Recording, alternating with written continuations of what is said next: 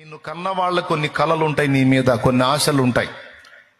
ఓ యవనస్తుడా యవనస్తురాలా విన్నాయన, నీకు జన్మనిచ్చిన తల్లిదండ్రులు నువ్వు ఎదుగుతూ ఎదుగుతూ ఎదుగుతూ ఉంటే ఎన్నో ఆశలు పెట్టుకుంటారు నీ మీద.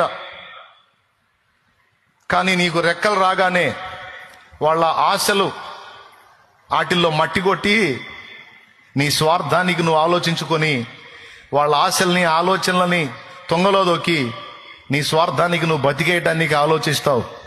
అది నీ బతుకు, అది బాధ్యత లేని బతుకు. బాధ్యత ఏంటో తెలుసా? చితికిపోయిన నీ కుటుంబం చురుకుగా ఉండి బాధ్యతల విషయంలో శ్రద్ధ కలిగిన నీ వైపే చూసిది తమ్ముడా. కన్నీళ్లతో చెప్పాలి ఈ మాట, ఏడిస్తే బాగుండదు కాబట్టి మామూలుగా చెప్తున్నా.